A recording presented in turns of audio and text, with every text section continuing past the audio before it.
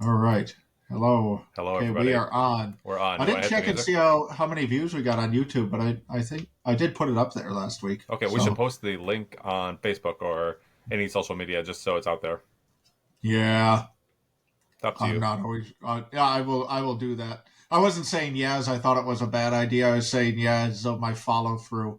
Have you seen the new thing I've been doing? I don't know if you follow us on Facebook, but I've started to, in the same way that individuals have memories, the Sci-Fi Right. Christian organization has memories. So I've just been reposting random old episodes. Yeah, I don't approve of phrases like way back Wednesday Well, I was and trying to, throwback Thursday, yes, but I was trying to come up with a lot of alliteration. I that's the only W I could come up with is, and that was even a stretch. Do you have any W alliterations that would work no, well? I just don't approve of those internety phrases in general. But I I, think that as far as they go, it was fine. I like Timeless Tuesday. I think that's my favorite. Oh, But yes, so listeners, if you're hearing this, go check out our Facebook page because then you can get transported back in time to listen to an old episode. Why not? exciting! Yeah. All right, should we? Are we ready to hit it? I can you do it? I'll do the number, or I'll do the Yep. music. You got it. You get the music. Here we go. Episode 1180. There's something about Severance, season 2, episode 8.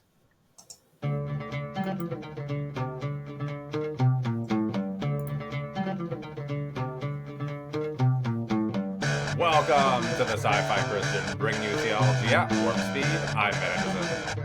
I am Ben DiBono. We're back, and for the first time in our, oh, I brought it down too fast again. I'm That's all not right. good at this. For the first time in our severance discussion history, I think we're going to disagree Yes. uh, about this episode. Uh, I thought it was, and I've watched it twice per usual. I liked it a lot the first time. Rewatched it last night. I think this episode is phenomenal. I think it's a masterpiece of Yeah, and filmmaking. we've said this about other franchises or series where maybe everything's good, but one thing is less good, so by default it becomes the worst, even though it's Yeah, like it's if you're less. gonna rank all Yeah, 17 episodes so far, one of them has to be the bottom. But right. I have I have not had a single episode of Severance I've disliked, Yes. and I think you disliked this episode. Yeah, I think I want to get a little bit of negative out of the way because I'm very much looking forward to hearing why you love it, and like I love Severance, so I want to learn more about why this episode stuck out to you as because you described it as brilliant. Let me just Yes, get a few complaints out of the way, although I don't have a whole list of critiques, just some general thoughts. and you're not the only one who feels this way. Oh, This episode that's has good. had a That's good to know. a very divided opinion. Not like there's some episodes of TV where the audience as a whole kind of everyone thinks this was great, everybody thinks it was bad, everyone thinks it was so so. This episode has had a very divided opinion between people in my camp and people in what I think you're about to describe Yeah. as your camp. So Well, it's strong reactions. I'm such a big fan of Severance. I just I feel like I would give this episode grace in the sense that they've proven the showrunners, the creators, the writers, they've proven themselves to us. So I don't want to like come down hard on this, but I'll just give you some general thoughts of why this one wasn't a winner for me. Okay. All right, here we go. Thought number one. In general, I would say Harmony Cobell is not my favorite character. So to have a whole entire episode revolving around her wasn't my cup of tea. If you look at her, of course she's a good villain, but she's good when she's like sprinkled in alongside of the heroes or the protagonists that we enjoy. So yeah, to just be following just her story and nothing else just felt off to me. The fact that we had nothing, like if we had her story happening, but then we also go and check out what's happening on the severed floor, I feel like that could have been better. But we, for the first time, have no appearances by any of the characters that we actually care about and want to follow through on. I do understand that we found out valuable pieces of information to the overall mythology here. So I'm not saying it was a pointless episode. It definitely wasn't a filler episode, but Right. and I can also see that they're trying something different here, a little bit experimental, even within a show that's experimental. It just if you even right from the beginning, as you think of no opening credits or opening theme song, just a quick flash of Severance on the screen, sort of cinematic. We've seen this in movies before. Very So much so. yeah, Very much so. Yep. so I can see that they're trying something different, and I'm on board with experimenting. This one just didn't work for me. So I would say, although I love the show Severance, and every episode of season 1, I can't think of it. There's none that are bad. All of season 2, I've liked every single episode until, I will say, I left that episode, and one of the first things I think I did after seeing it was send you just an ambiguous thumbs down emoji. Which I'll be like That was my eventually. first reaction. So I think I sent you back a question mark Yeah. because I was so on a different page. Like Yeah. you and I often send each other an ambiguous message because we're not sure what each other when we watch it. We don't want to spoil. I was so not on the same page with you on this episode that didn't even register to me until hours later that you were probably voicing displeasure about the episode. I'll just quickly wrap up my thoughts with a few other things. The episode seemed a tiny bit meandering. I felt like, and I'm not saying that this is what they should have done, but let me just set the stage. Like, I'm going to paint this picture for you. What if, at the end of every episode of season 2 so far, we've had this little epilogue, a few minutes just seeing what's going on with Miss Cobell next, and we just get little pieces of this mixed along. This felt like, yes, there's valuable information for sure. I mean, specifically around the creation of Severance, but Yes. But to have everything just there in this small town with a bunch of characters we don't know, with like conversations that are a tiny bit hard to follow because we're trying to just put things together as it's happening. Yeah, I think I just left there feeling like I think I was unsatisfied, although maybe in hindsight this will end up being a great episode that we're going to look back on and think, wow, we really needed that. For now, it felt like they could have plugged in a lot of these scenes into an episode that was full of other things that we cared about. And there's two reasons why I think they didn't. One of them is artistic, which I want to defend throughout our discussion. I can totally see that. But there's a pragmatic reason, which is that Patricia Arquette is one of the bigger names in the show. And she, big names like that, same thing with like Christopher Walken, they get paid per episode that they're in. Oh, okay. I didn't know that. So there's a budgetary reason. So there's a pragmatic reason for that. And honestly, after my first viewing, I was relatively sympathetic to that perspective of maybe this should have been put budget aside, ideal world, you just sprinkle this throughout. After my second viewing, I no longer agree with that opinion. So that's number one. Number two, one of the things that you can always console yourself with is that if you truly hate this episode, which is not what I hear you saying, I hear you saying you're mixed on it, but I don't even hear you saying you think it's necessarily a bad episode, just that it didn't hit you the way Severance normally does. Exactly. It's not badly done, but I'm looking at a show that I think is possibly on the list. It's possibly on the list to make you have it a high into standard for it. Yeah, I think this might be in my top 5 favorite shows of all time, depending on how it wraps up. Right. No, I get that. I that was one of the things I was curious to hear from you. Like, I wanted to poke at, like, is this an episode that didn't quite click with you, or are you saying it's a bad episode? Because, like, if you or anyone else is saying it's a bad episode, I'll go to the mat to defend it. This is an incredibly filmed, executed episode. And so people who are like, well, nothing happened. Like, if you'd come on here and just said nothing happened and that's my complaint, like, I had like a mental list of arguments to shoot that down with. But I don't hear you saying that. So we're in the neighborhood where we're enough on the same page where we can discuss. Right. And now I lost my train of thought for where I was had brought going. up the idea of, could this have been sprinkled in throughout the season? So the other thing you can console yourself with, you and anyone else who maybe didn't like this episode, last season we had 9 episodes. So this could be your bonus episode if you really don't like it. I know you loved it, so I do want to hear more about why. But in the old days of TV, when you had to have 25 episodes, everything had filler episodes. I'm not saying this is a filler episode, but in the days now that we're living with shorter seasons, it's borderline filler episode. So that's the first thing you've said that I don't I don't think. I think I would actually strongly disagree with. Another Uh, thing is here. These just two other thoughts that are just coming to me as we're talking. yep, yep, We just did the gem episode, which was amazing, but again, it's another one that really isn't focused on our main characters. I just right. wonder, placement wise, should those have been spread out, or is there a reason for us to want, like, do the showrunners want us to feel a separation from the main characters for some reason? Because I think it'd be unusual for your lead cast to not appear for 2 consecutive episodes. Of course, That is Mark has been around in the last episode, but this one only over the phone. What were we gonna say? that's probably the one argument where I don't know. I'm not going to say yeah I agree with it, but I'll say let's see what the whole vision is. But Yeah.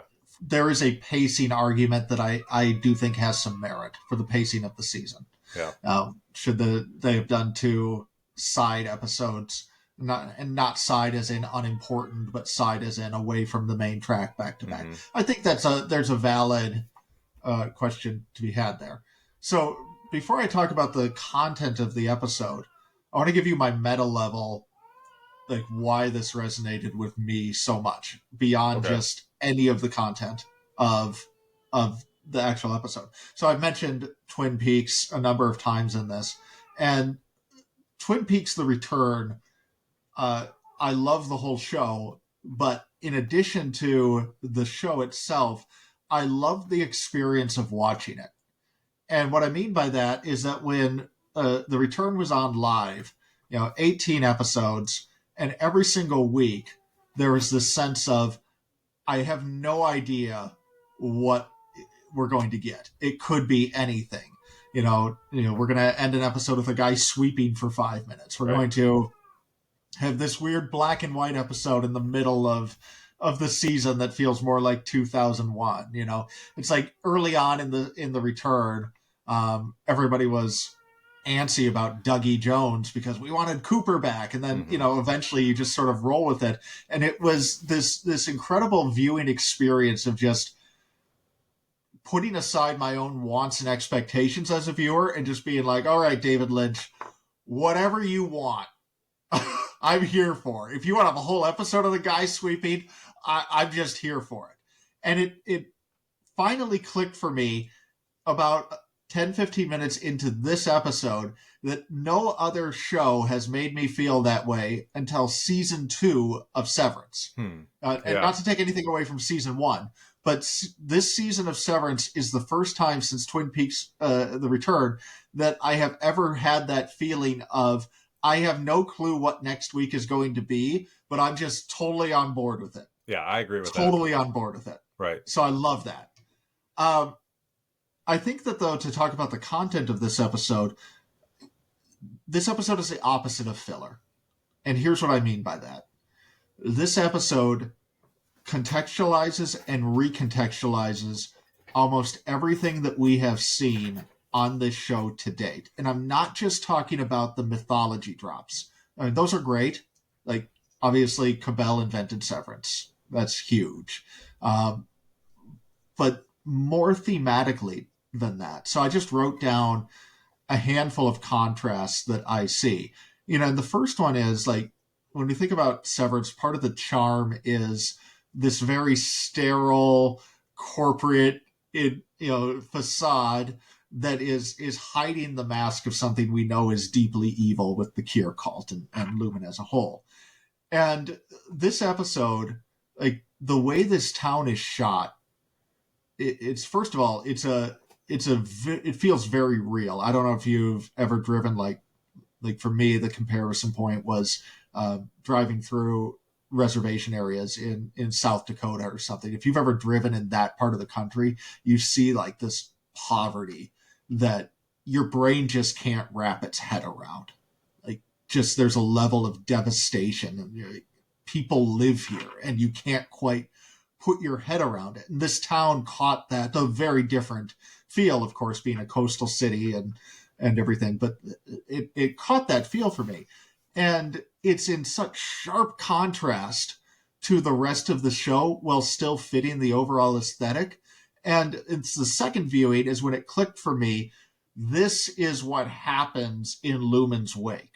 So what we're seeing with all of the clean, glitzy exterior, that's the facade. Lumen rolls through. This, or some version of it, is the future for all of the people who are Lumen's victims in the town of Kier, all the people that we're watching. This is what happens when Lumen has its way with a place. It's like the life is just sucked out of it. That was fantastic to me. Um, we've all enjoyed Miss Wong this season. Why are you a child? It's been so funny. Suddenly, this thing that's been so funny and weird and quirky and unsettling, like, got deeply tragic in this episode. Because who is Miss Wong? She's a child. Full stop. Why? Because the Lumen cult uses children as child labor. And the whole Wintertide thing, which, by the way, hats off to you. I think that's completely confirmed, or as close to being confirmed Right. as we have now, Yeah. that it's essentially the Hitler Youth. That basically got confirmed this week. I was going in a different direction than you were, so you were spot on. But no, like, and I guess they could still throw a curveball with Miss Wong, but all of our theories, oh, she's severed, she's another Gemma, she's whatever. No, she's just a child, because that's what this cult does, is exploits children.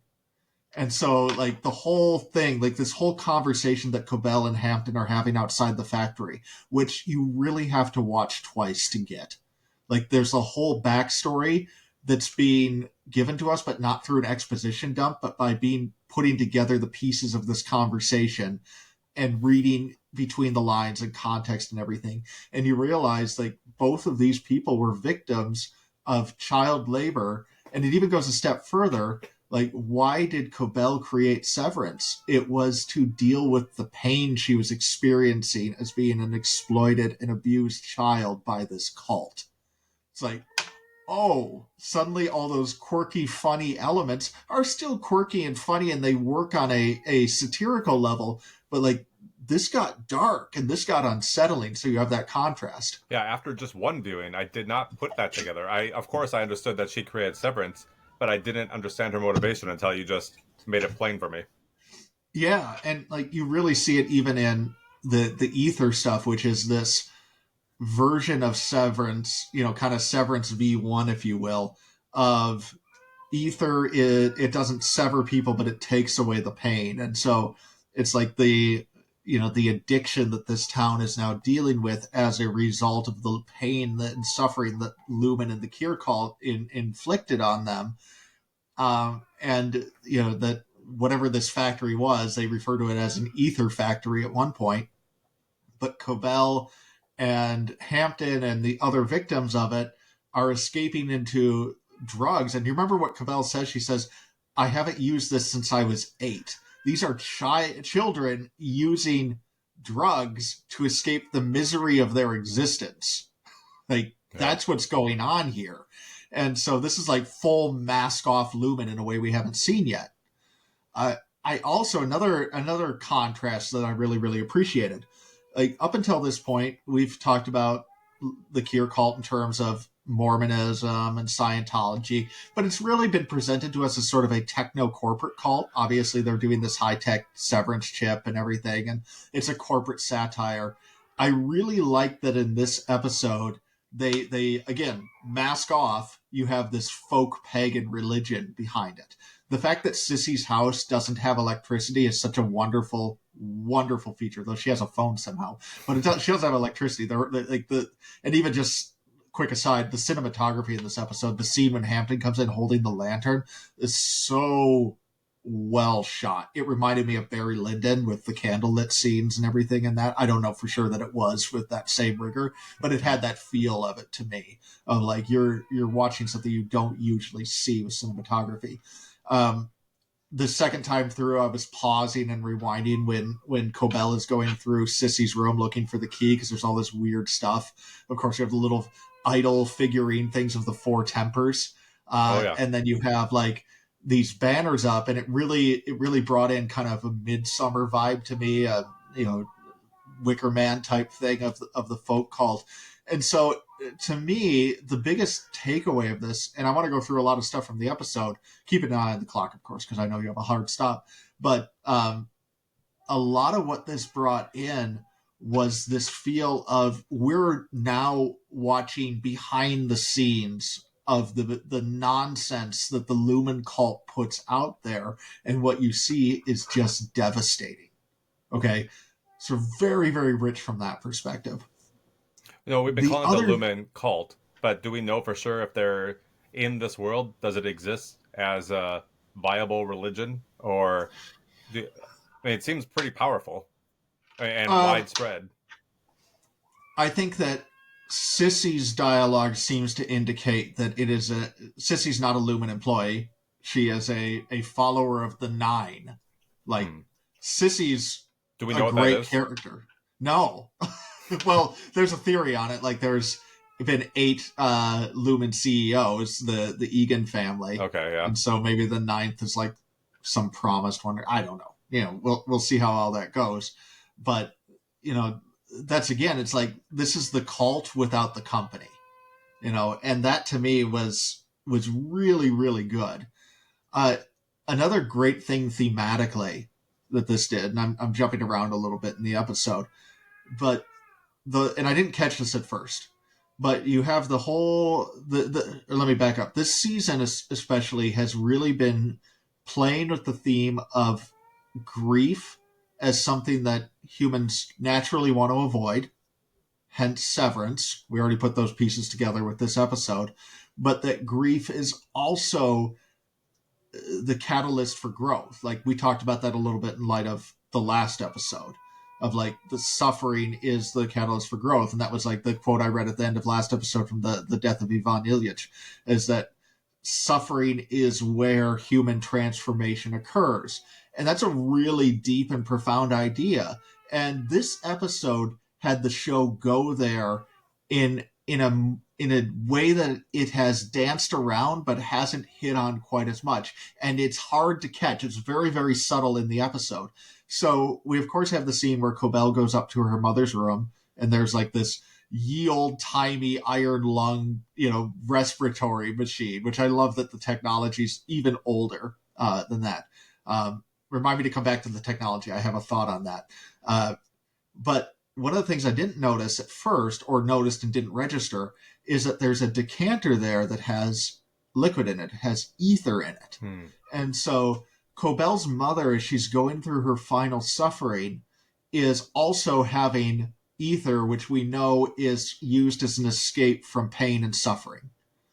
But what does her mother do? She removes the tube at the end, and Cobell learns that at that point, that where Cobell made a choice to not only first use ether, but then invent Severance to escape her suffering and numb herself to that, her mother, who we learn rejected the Egan cult, was not a member of the cult, made the opposite decision. And that's a catalyst moment for Cobell as a character, but it's also a thematically catalyst moment for the show as a whole to throw down the gauntlet and say, this is the contrast the show is putting out there between two ways of existing in the world.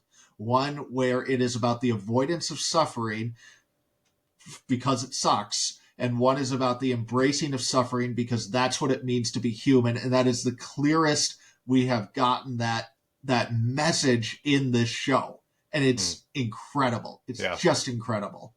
Yeah, man, I love how you're putting this together. Watching it twice, watching every episode twice has really paid off for you.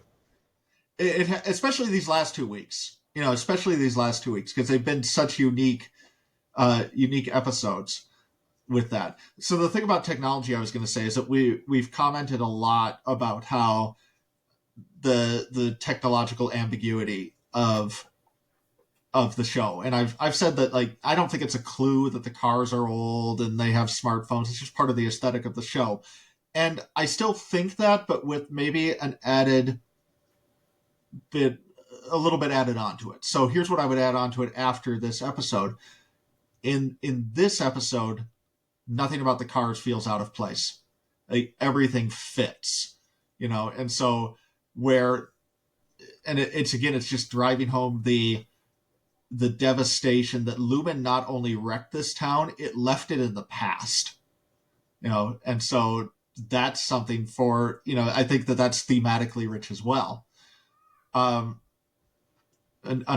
one other thing that's really good, is the opening shot of the episode is of these waves coming in and going over the rocks, which I don't want. Before I say what I'm about to say next, when you're watching a show like this, or a David Lynch movie or something, it's always a mistake to be like, this is what that means, full stop, everyone else get out of the pool. Like, that's just a powerful image, and I think that the most important thing when people are watching a show like this is just let that resonate with you and provoke whatever thoughts it provokes. Okay, that said, what are we looking at? Well, we know from the next shot that we are looking at a cold harbor, right? Okay. So yeah. So what does that mean to you? Well, that shot recurs one other time in the episode. Yeah, during the whale scene. During the whale scene? When she's laying in bed and she's kind of moaning or weeping. W-A-I. I went W-H-A, like Moby Dick. No, that is what I'm saying. Okay. Her cries sounded like the call of a whale to me. Yeah. Did you not pick up on that? No, I didn't, but I'll go with it. The whale scene. You gotta listen. Yeah. I'm talking about when she has the tube in her mouth and she's crying. Yep. They show the waves again. Whale.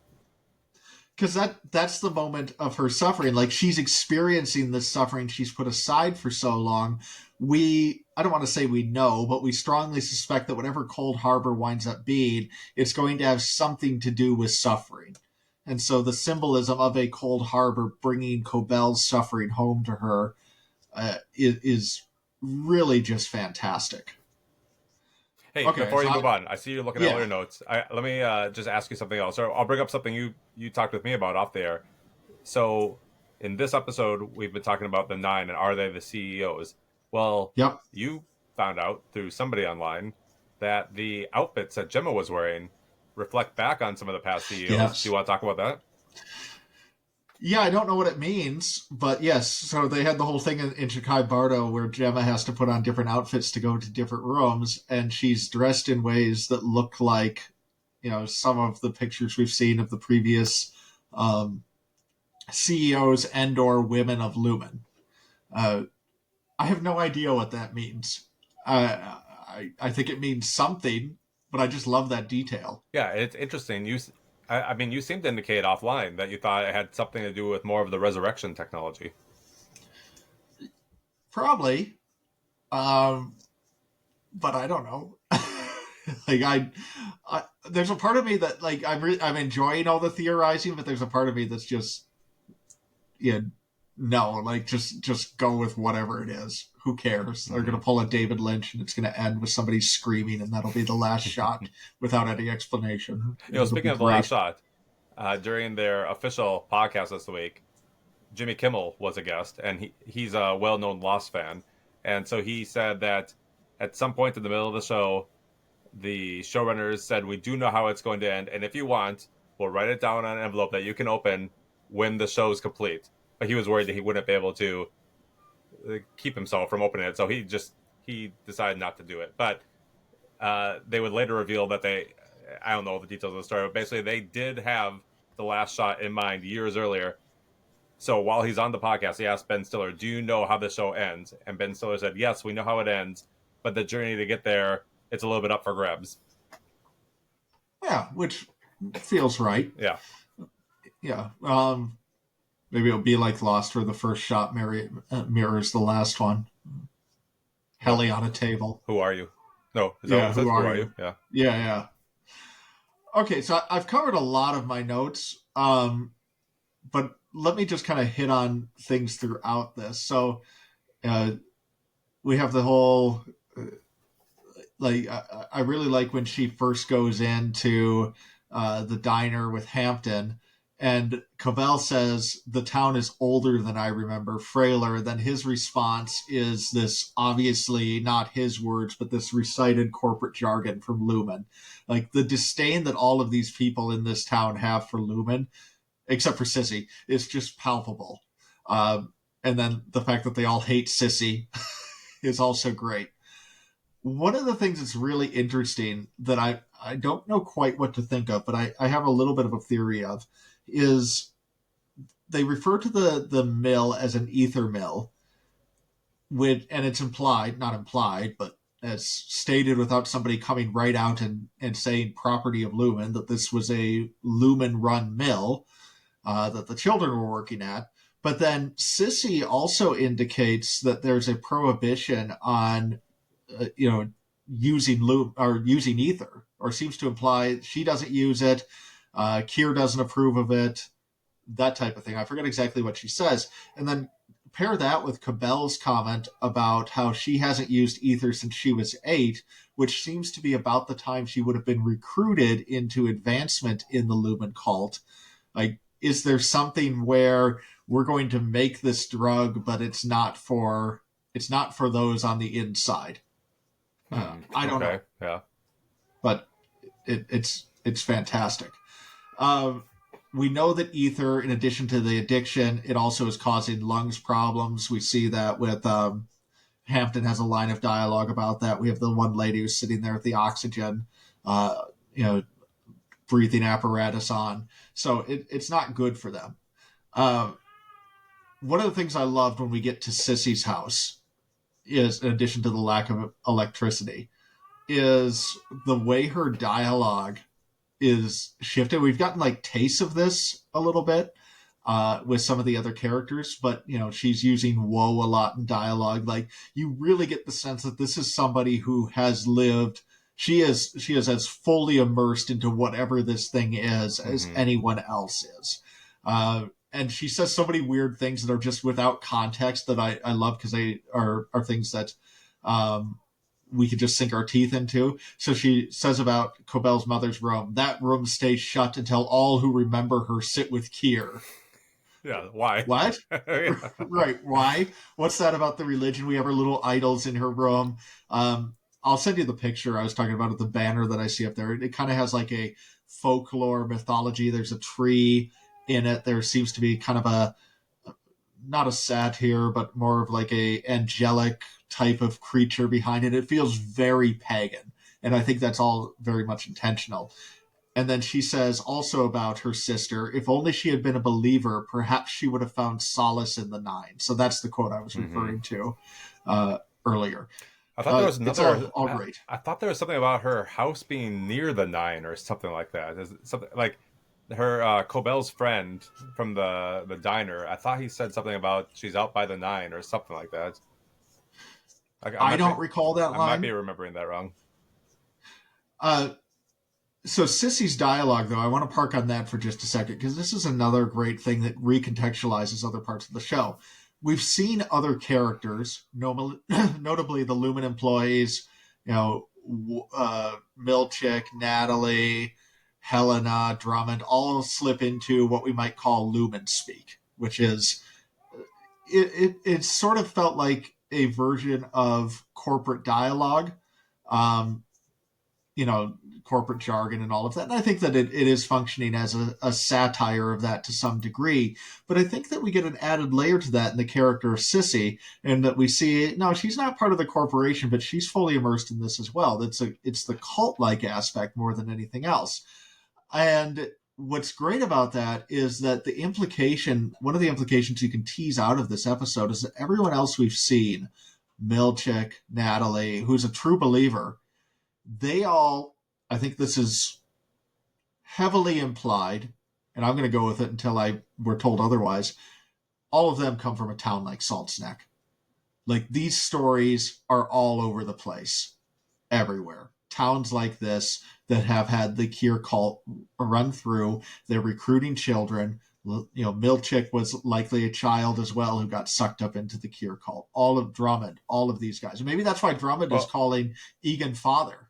Though the city that Mark lives in is called Kier, and this one's not. So it seems like this one's unique and maybe special. Do you agree with that? I don't. I think that, yes, it's called Kier in that it's the headquarters of Lumen, but we've already seen in the early part of this season that Lumen has offices all over the place. And I think the implication that they are recruiting children, that's one of the biggest revelations here, is that it gives us context for Miss Wong. But by extension, it also is giving us context for Milchick et al., in that these are children who were put through the Wintertide Fellowship or Redoctrination Camp or whatever it is. And we don't know exactly what Wintertide is. It's implied it's more of an advanced type of thing. But that why is somebody like Milchick so different than somebody like Mark? It's not that Milchick got promoted. It's that his backstory is something like what we're seeing in this episode. That's why I said this episode gives context to the whole show. Why do you think that there's an animosity between Milchick and Miss Wong then? There could be I don't think we have the full picture on that. I think that I think maybe in the same way that there's animosity between Cobell and Milchick, like if part of what the Cure cult, and I'm speculating here, but if part of what the Cure cult is doing is encouraging the suppression of negative emotions, that it would make sense that those are filtering out in other directions. And so you can't have your standard corporate rivalry. So it has to come out through side jabs and animosity the way that we're seeing. That's kind of what I think is going on. Yeah, it seems like he would pity her, not be mad at her, but he seems annoyed by her. I think that and that's kind of what I'm seeing in all of these characters is that there's a lack of pity for each other. There's a lack of anything that would resemble, they're supposed to suppress all negative emotions. The only ones that come out are the ones that are strongest enough to get through the indoctrination, which is anger, resentment, hatred, all of that. Again, speculation, but that's kind of what I think they're going for. I love the discovery. And, okay, I'm going to go out on a limb.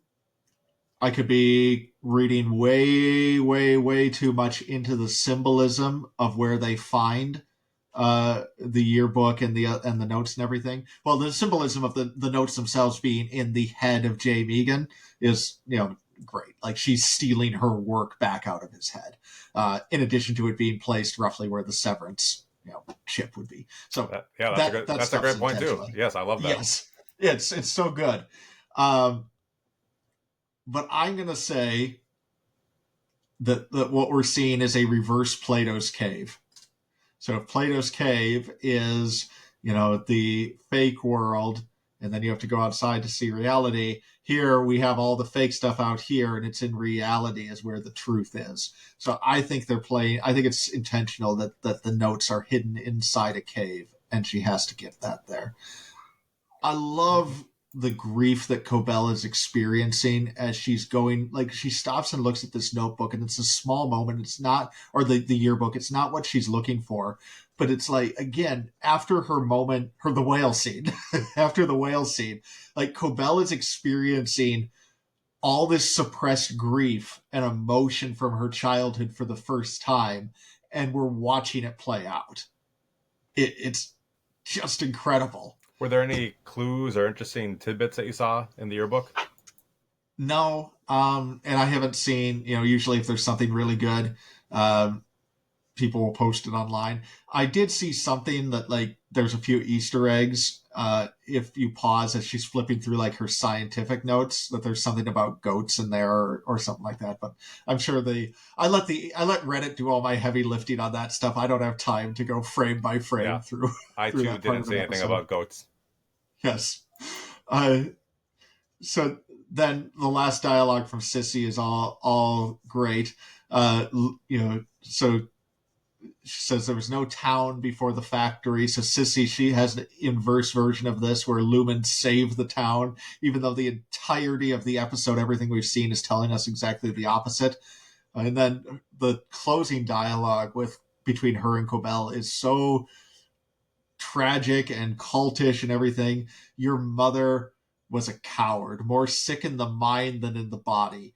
You are a weed as she was. It's like, that's what I'm talking about. Like Sissy's dialogue. I don't know the actress who played her, but like, and if we never see Sissy again, I hope we do. But if we never see Sissy again, she showed up, was just like pure brainwash Luminite, and just nailed it for 20 minutes and then exited stage. That's actually one of the reasons I was feeling less positive towards this episode. I get the sense all these characters that we've met, we'll never see them again. I could be wrong, but you could be wrong, but why do we need to? Like, they're serving an important purpose here.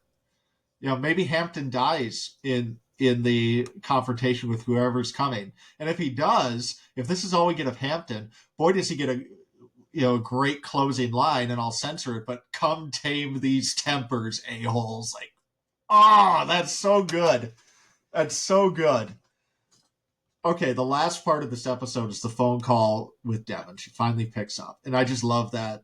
I love the tension of that we, unlike so many other episodes where I've said we don't know when this is taking place, we know exactly when this episode is taking place.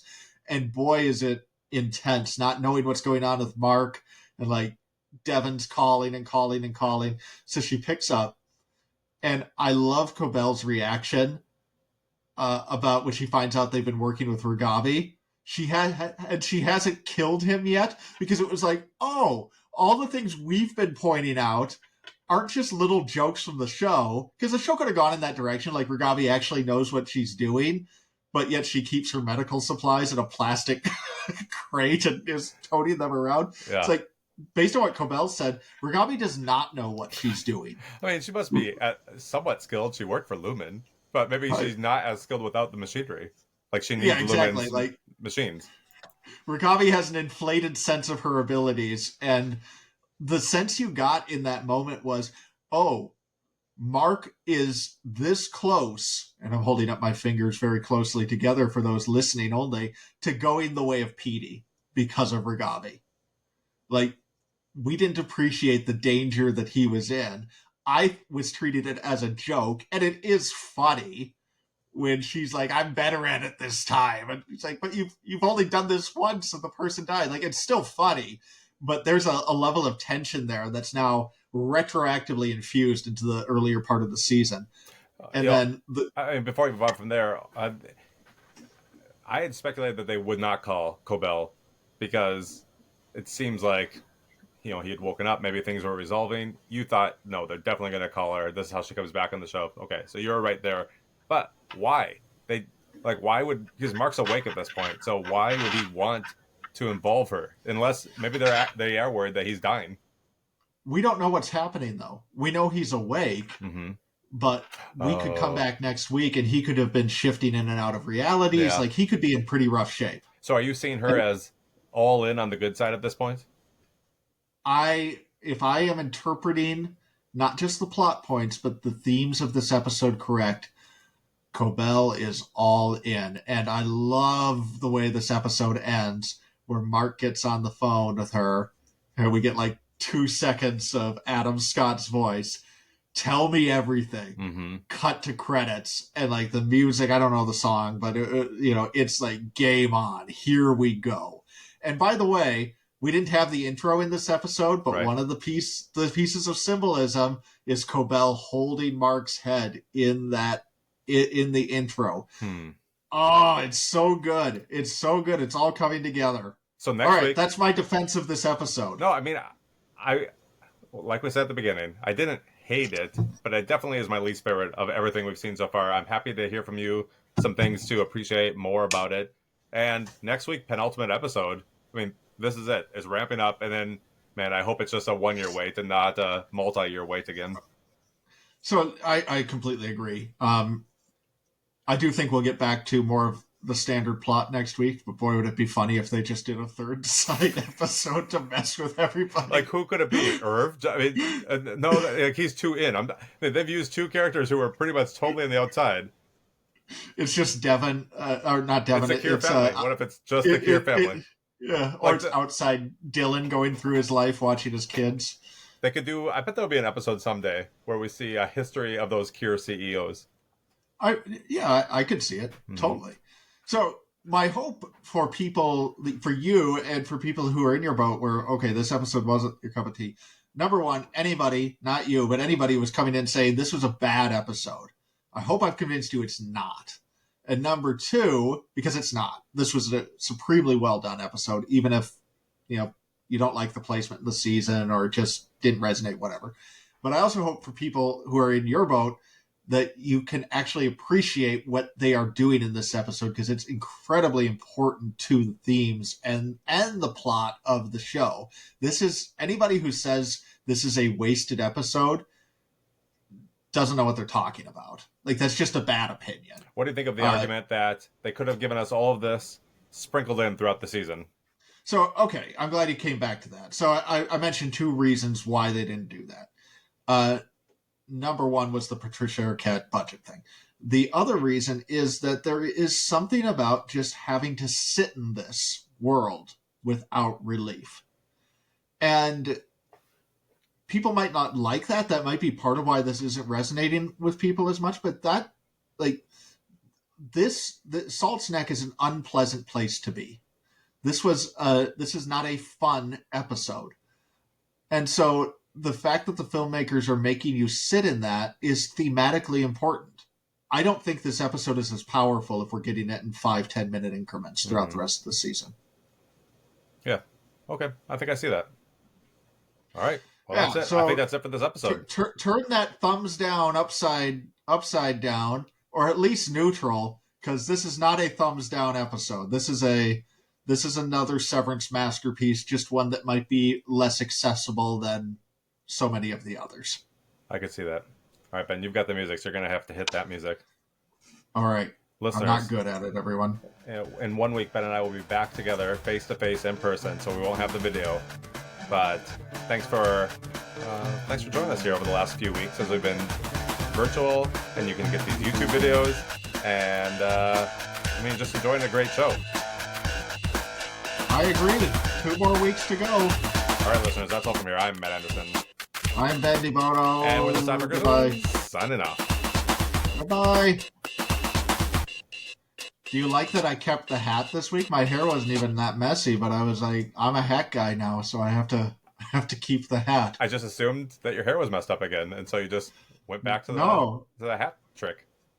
No, I got a haircut this week, okay. So it's in better shape. But no, I feel like now the hat's part of my video recording persona for the Sci-Fi Christian. I love it. I have a plan, listeners. Here's a little, not spoiler, just a tease for the future. I'm going to have some sort of backdrop here eventually. Make these videos really fancy, because we have some plans eventually to do more video episodes, maybe even when we're in person. So yeah, I think I need a backdrop other than the foundation of my house. You get a green screen. I don't know. I have this, you can't really see it, but over here I have sort of like a movable wall, and maybe I'll hang a sheet over it and just give myself a nice background. Right back here, if you're watching the video, this is the book poster that we always discuss in the extra feed. Yeah. So it's happening. Lots of books. All right. I'll see you, Ben. Goodbye. Bye, everybody.